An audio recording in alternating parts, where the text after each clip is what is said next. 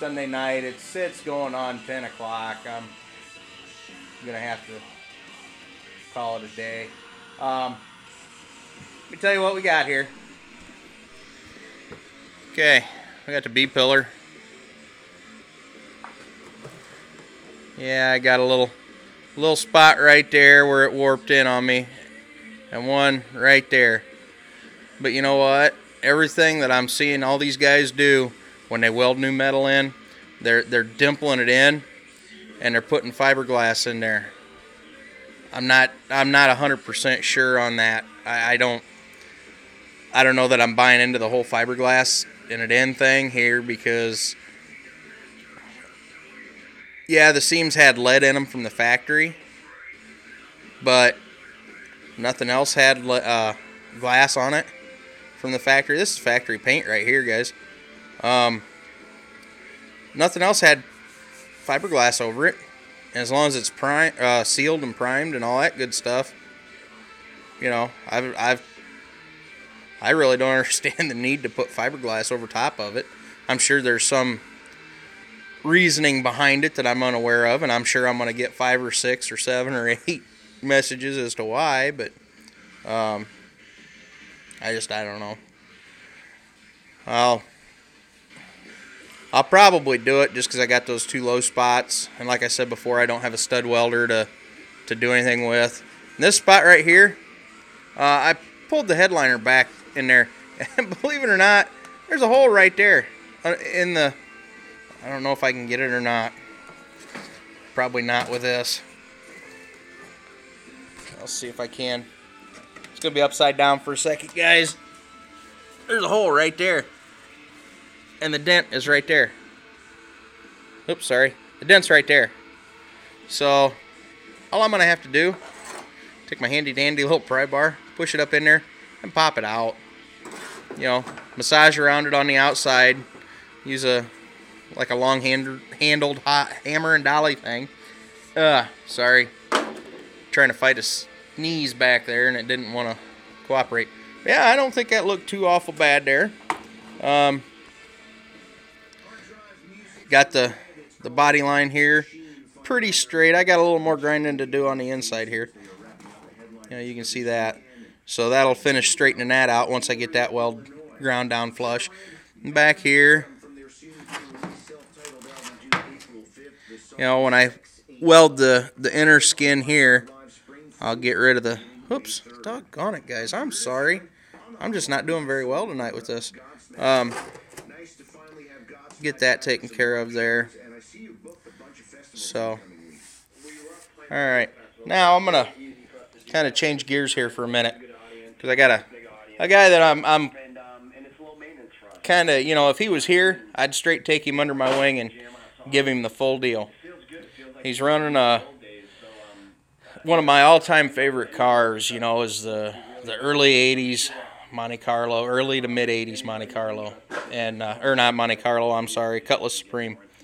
I just quoted a paint job on a Monte. We'll see if I get it. I don't know. If I do, it'll definitely be on here, because it's gonna be a nice piece.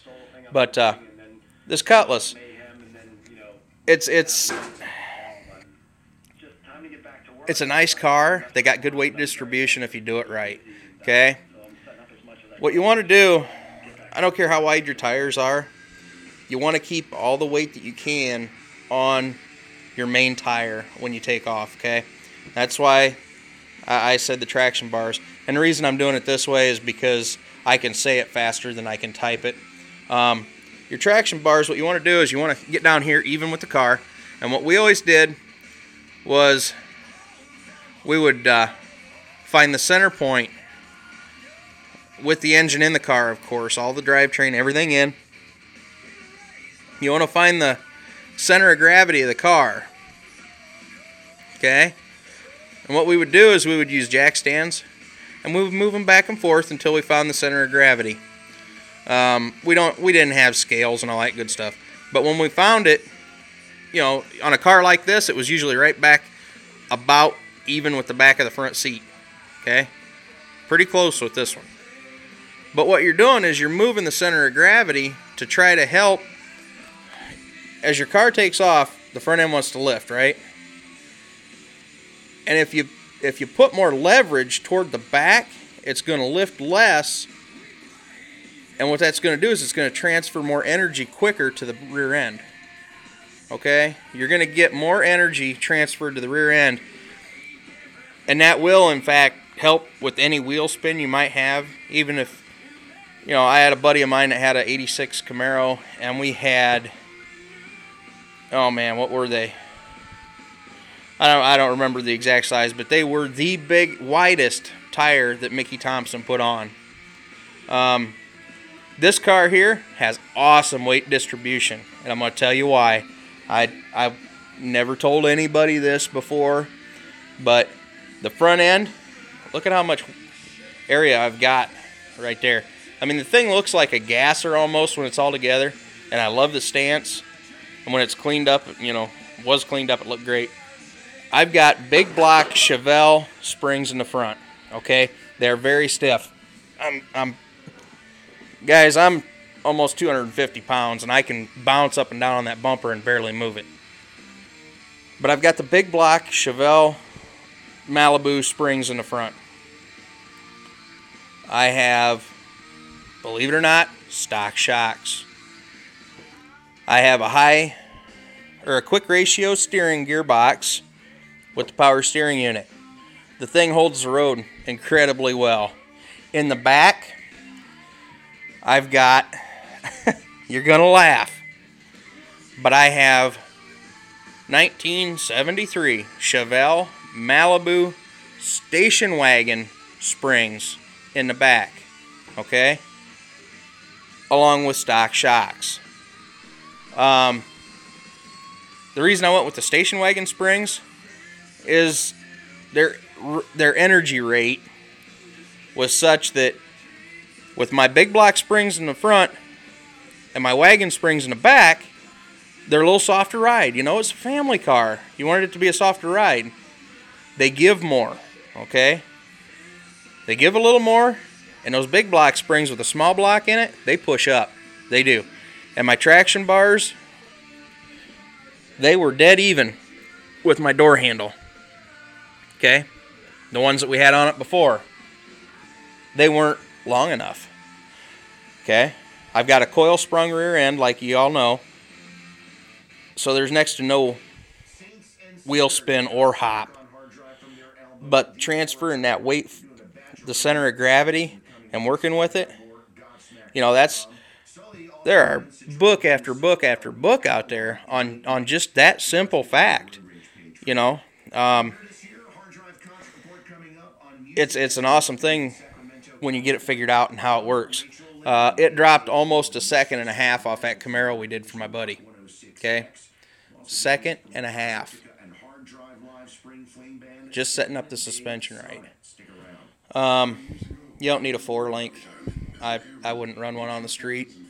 I mean, I have, and I know guys that do, but I wouldn't. Man, there's just so much you can do with that car. I wish that you lived closer here because, man, I tell you what, next spring that thing would be streetable and unbeatable. I love those cars. We had a 455 Rocket down in one for a while, and it had a Littlefield 1071 supercharger on it. Awesome. But, okay, that's enough of that. When I get into this other stuff, I'll go ahead and show you. And another thing is with your traction bars, when you build your system, every track you go to is going to require you to have a drive shaft loop to catch your drive shaft in case of a U-joint failure. That's an incredible place to put it. Okay, we run 2 of them, one in the front, one in the back. The back's not such a big deal because it slides out. Yeah, it dent things up, but you drop one to the front and you're going to mess some stuff up. So, all right. Now that we've seen getting the B-pillar back together, got a little done on the C-pillar back here, I'm done for the night.